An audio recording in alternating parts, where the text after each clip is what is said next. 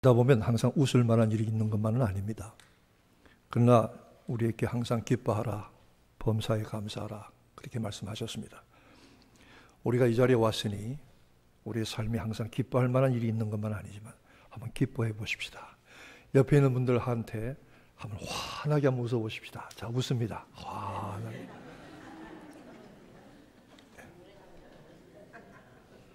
목사님, 억지로 웃는다고 됩니까? 됩니다. 웃으면 웃어집니다.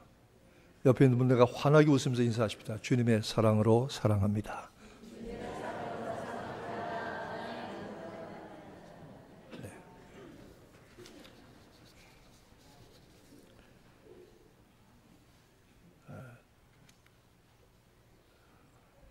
어떤 분이 이 지구상에 사람이 만들어져서 지금까지 몇 명이나 살다 갔을까? 혹시 여러분 궁금하지 않으세요? 이 땅에 사람이 만들어진 대로 몇 명이나 살다 갔을까? 좀 과학자들이 심심했는지 나름대로 정확한 방법으로 계산을 해 보았답니다. 그랬더니 약 1000억 명이 살다가 갔답니다. 1000억 명이. 근데 그 중에 한 사람도 떠나서 돌아온 사람이 없어요. 한 사람도 돌아온 사람이 없어요. 부활은 믿을 수 있는 일이 아닙니다. 우리 사람의 이성적 그리고 실증적 사고와 경험으로는 도저히 받아들이고 믿기가 어려운 일입니다. 그것은 오늘 우리들뿐만이 아니라 예수님을 3년 동안 모시고 다녔던 제자들이나 그 함께 따르던 사람들도 마찬가지로 그랬습니다. 우리 주님이 부활에 대해서 한두 번 말씀하신 것 아닙니다. 사역의 절반을 넘기시고 마지막 고비에 다다르셨을 때에 인자가 예루살렘에 올라가면 고난을 받고 죽임을 당하고 그러나 제 사흘에 다시 살아나야 하리라. 제 사흘에 다시 살아나야 하리라 그렇게 많이 말씀하셨지만 제자들은 받아들이지도 깨닫지도 믿지도 못했습니다. 심지어는 부활의 날 아침에 예수님의 부활을 목격한 목격자들의 증언에도 불구하고 믿지 못했습니다. 그 말이 허탄하게 보였다. 이렇게 성경은 기록하고 있습니다. 예수께서 직접 이들에게 찾아오셔서 저들의 불신앙의 벽을 깨뜨려 주실 때까지 저들은 받아들일 수도 이해할 수도 믿을 수도 없었다는 사실입니다. 그 이유는 우리가 미련하고 더디 믿는 본성을 가졌기 때문입니다. 믿지 못하는 불신앙의 이유는 두 가지가 있습니다. 첫째는 믿을 수 없기 때문에, 두 번째는 믿으려고 하지 않기 때문입니다. 믿을 수 없는 것은 이해할 수 없기 때문에 믿지 못합니다. 또 경험하지 못했기 때문에 믿지 못합니다. 믿으려고 하지 않는 것은 믿지 않고 싶기 때문이거나 믿고 싶은 것만 믿으려고 하기 때문입니다. 우리 불신앙의 한계는 참으로 넘어가기 어렵습니다. 주님이 부활하신 그날 늦은 오후에 예루살렘에서 엠마오라고 하는 약 7마일 정도 떨어진 12km 정도 떨어진 서북 쪽의 마을을 향해서 두 사람의 제자라고 분명히 말하고 있지는 않습니다만 제자들이 길을 가고 있었습니다. 한참 가다가 날이 어두워져서 더 갈 수 없었다는 이야기를 거꾸로 생각을 해보니까 오후 한 4시, 5시 정도에 예루살렘을 늦게 출발했던 사람들인 것 같습니다. 예수님의 죽으심과 그의 빈 무덤에 낙심해서 모든 소망과 모든 제들의 목표를 잃어버리고 엠마오로 하염없이 갑니다. 가면서 두 사람은 성경에 서로 이야기하며 문의하며 그랬습니다. 서로 이야기합니다. 문의한단 말은 영어로 reasoning, 서로 따져본다 이 말이에요. 너 그게 이해가 되냐? 너는 어떻게 생각하냐? 아니 어떻게 우리 주님이 그렇게 허망하게 죽으실 수가 있느냐? 그리고 그의 죽으신 후 무덤이 어떻게 그렇게 비어있을 수 있느냐? 이거 가능하다고 너는 생각하냐? 너 이거 어떻게 생각하냐? 서로 두 사람이 얘기를 주고받고 따지는 것입니다.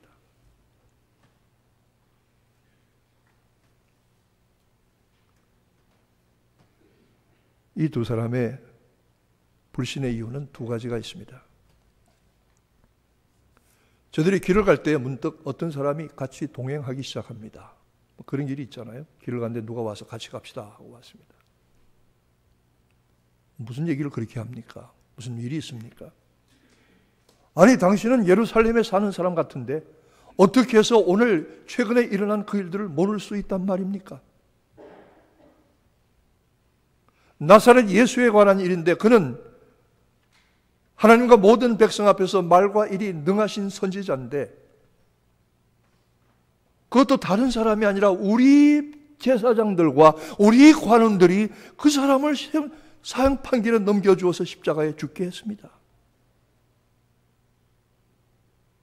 첫째는 하나님과 모든 백성 앞에서 말과 일에 능하신 그 선지자가 하나님의 아들 메시아라고 우리가 생각했던 그분이 어떻게 이렇게 허망하게 죽을 수가 있습니까? 이런 일이 가능합니까?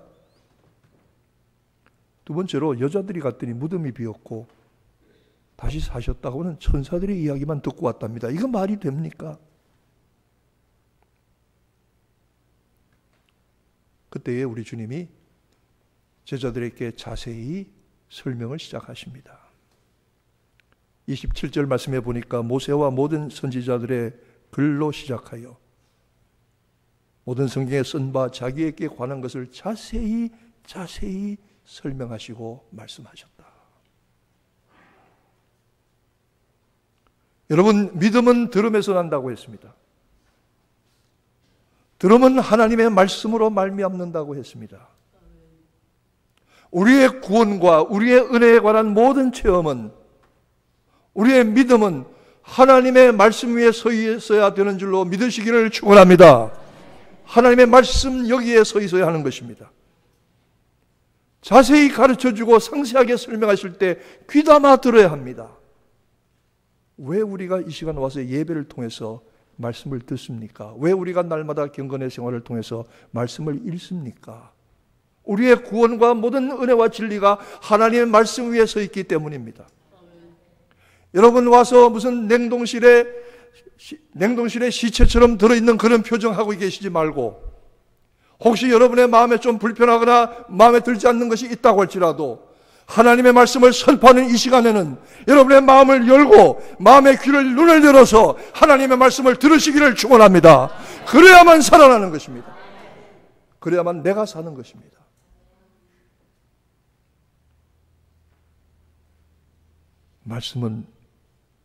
믿음은 들음에서 나며 들음은 그리스도의 말씀에서 말미암는다. 비록 당장 깨닫거나 받아들여지거나 믿어지지는 않는다고 할지라도 들어야 합니다. 읽어야 합니다. 마음속에 삼가 두어야 합니다.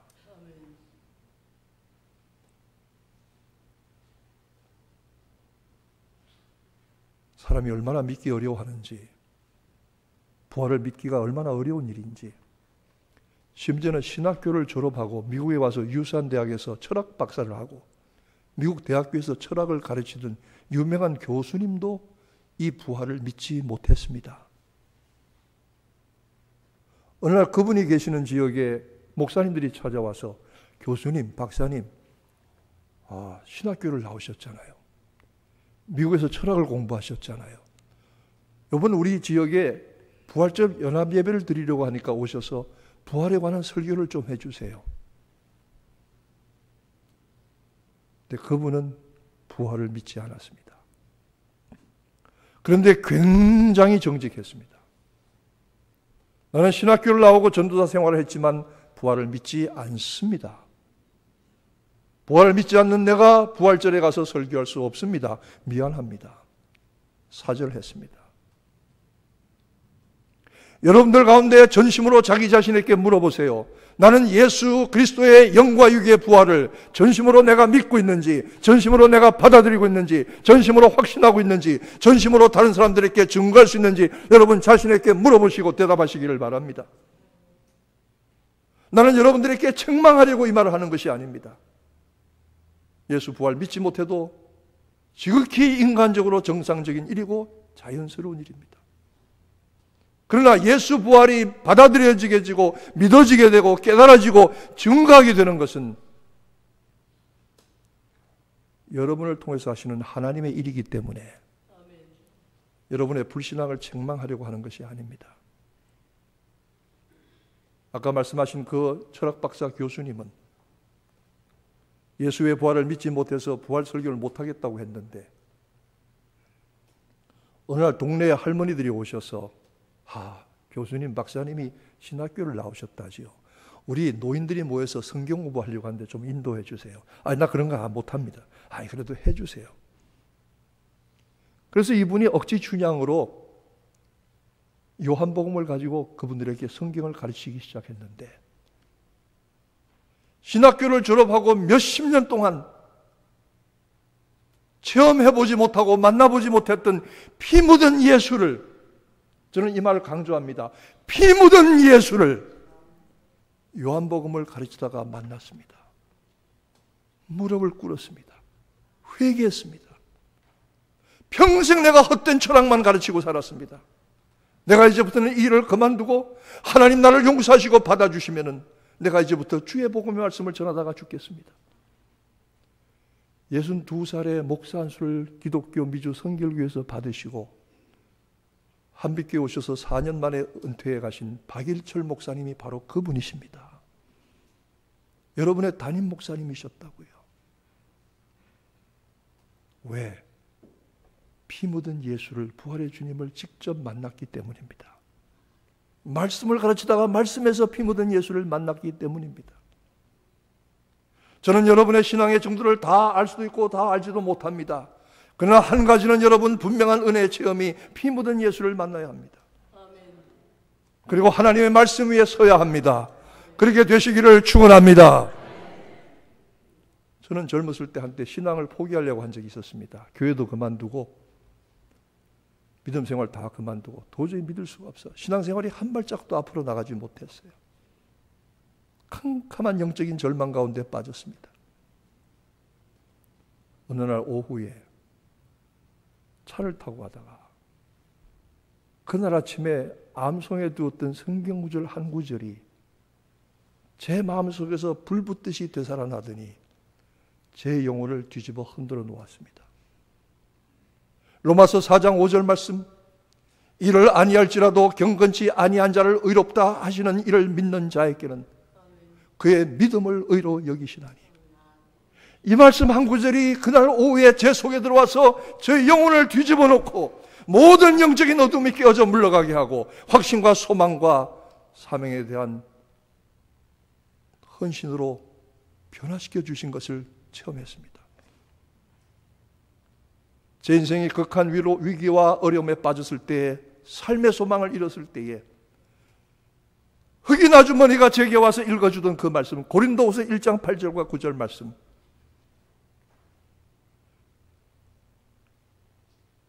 그러므로 자기를 의뢰하지 말고 오직 죽은 자를 다시 살리시는 하나님만 의뢰하게 하리 하심이라.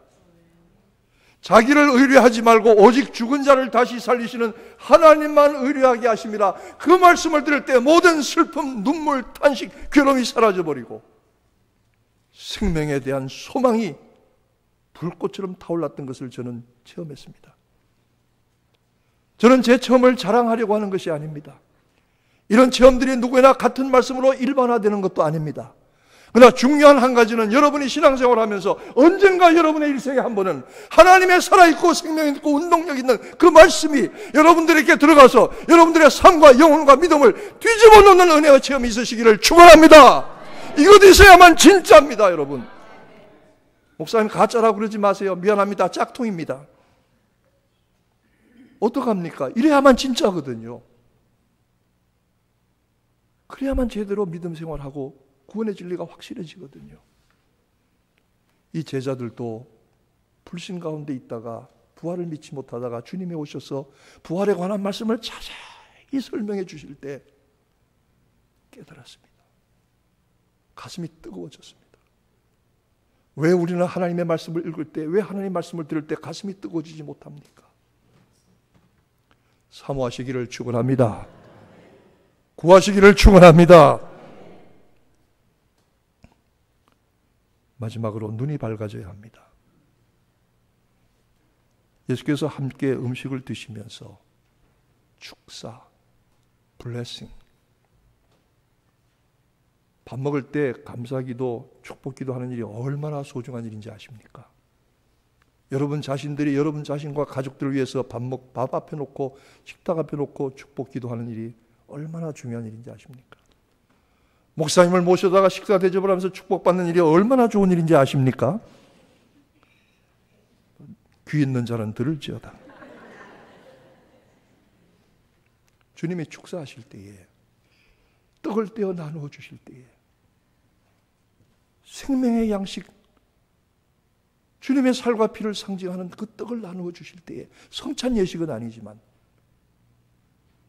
그 떡을 받는 순간에 그들의 가리웠던 영의 눈이 확 떠져서 바로 앞에 계시던 그분이, 자들과 길에 동행하시던 그분이, 말씀을 자세히 풀어주시던 그분이, 마음을 뜨겁게 하시던 그분이 바로 다시 사신 우리 주님, 부활의 주님 예수 그리스도인 것을 깨닫게 되었습니다. 이 은혜가 저와 여러분에게 있으시기를 축원합니다.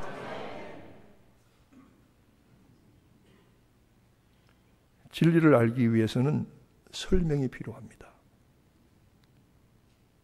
설명에는 하나님의 말씀이 있어야 합니다. 그러나 깨닫는 일은, 영의 눈이 뜨시는 일은 설명이나 무슨 생각으로 되는 일이 아닙니다. 제가 한때 절 공부를 좀 했거든요. 그 스님들이 서로 싸웁니다. 한쪽은 도노, 돈수라고 하고 한쪽은 도노, 점수라고 합니다. 목사님 그게 무슨 소리요?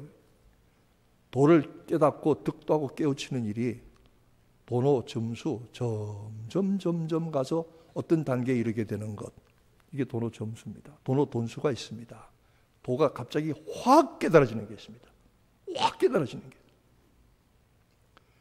예를 들면 모태신앙이 그런 겁니다. 어릴 때부터 신앙생활 했으니까 자칫 잘못하면 모태만 하다가 어느 날 보니까 자기가 무슨 특별한 체험이 없는데도 신앙이 뿌리가 생기고 굵어지고 아주 든든해지고 은혜 가운데 들어간 그런 경우가 있습니다. 있습니다. 반대로 그전에 세상을 떠나신 하늘산 기도원의 이천성 목사가 계셨는데 그분이 상위군인 깡패 출신인데 회개하고 예수 믿고 목사가 된 분 아닙니까? 그분이 자서전을 보니까요, 책 이름이 너무 기가 막힙니다. 와장창 중창 우장창창입니다. 하나님이 자기를 그렇게 박살내셨다는 거예요. 그래서 자기가 예수 믿게 됐다는 거예요. 도노 돈수이든 도노 점수이든 상관이 없습니다. 중요한 것은 돈을 깨우치는 것입니다. 말씀을 자세히 들어서 하나님에 관한 모든 진리를 깨닫고 아는 것은 중요하지만 영적인 눈이 떠여지는 것은 하나님이 그의 눈을 뜨게 하셔야 됩니다. 예수님이 저들의 가슴을 뜨겁게 하시던 그분이 영의 눈도 열게 하셨습니다. 저희 눈이 밝아져 그인 줄 알아보더니 예수는 저희에게 보이지 아니하시는지라. 저희에게 보이지 아니하시는지라. 부활의 소식을 듣고도 믿지 못하던 제자들은 불신앙의 눈이 가려 바로 앞에 예수도 알아보지 못했습니다. 그러나 그의 말씀을 자세히 들을 때에 가슴이 뜨거워지고 그가 떡을 나누어 주실 때 영의 눈이 밝아졌습니다. 여러분, 우리가 살면서 이렇게 말할 때가 있습니다. 어떤 청년 하나가 너무 생활이 어려우니까 이렇게 탄식하더라고요. 하나님 계신이나 한 거예요. 하나님 계시기나 한 거예요. 신앙생활 잘하는 사람이에요. 제가 이번에 한국 가서 어떤 분을 만났더니 너무 생활이 어렵고 고통스러우니까 자기가 이렇게 얘기했대요. 하나님 계신 거예요. 교회 권사님이에요. 목사도 그렇게 얘기할 때 있어요. 하나님 계신 거예요 도대체? 하나님 내 인생에 하나님 지금 계시기나 한 거예요? 낙심과 절망 가운데 밤길을 걸어가던 그 제자들에게 주님이 조용히 오셔서 옆에 동행하시면서 말씀으로 마음을 뜨겁게 하시고 영의 눈이 열려지게 하셨던 건 마찬가지고, 예수님 계시기나 한 거예요? 살아계시기나 한 거예요? 원망하고 탄식하는 여러분들에게 주님이 여러분들께 조용히 찾아오셔서 말씀으로 깨닫게 하시고 영의 눈이 열리게 하셔서 위로와 소망되게 하시기를 축원합니다. 부활의 은혜입니다. 제자들은 그 길로 예루살렘으로 돌아갔습니다. 밤길에 더 이상 갈 수 없어서 여관에 들어가서 하룻밤 자고 가려고 했던 사람들이 너무나 놀라서 길을 돌이켜 그 캄캄한 밤중에 산길에 넘어지고 꼬꾸라지고 자빠지고 돌뿌리에 채여 넘어지면서도 예루살렘으로 달려갔다는 겁니다. 제자들이 그곳에 모여서 주님이 과연 다시 사셨다, 시몬 베드로에게 나타나 보이셨다. 제자들은 함께 부활의 증인과 목격자가 되었고 전도의 사람들이 되었던 것을 봅니다. 예수를 만난 후에 저들의 불안은 평안으로 변했고 저들의 낙심은 소망으로 변했으며 저들의 불신은 확신으로 변했습니다. 3단계입니다. 예수를 만나는 것입니다. 그의 말씀을 자세히 듣는 것입니다. 성령님이 그들의 영혼을 뜨겁게 하시고 영의 눈을 밝혀주시는 겁니다. 이 세 가지의 역사가 부활하신 주님의 능력을 통해서 지금 이 시간에 여러분에게 가능한 것을 믿으시면 아멘 하시기 바랍니다. 사모하시면 아멘 하시기 바랍니다. 기도하겠습니다.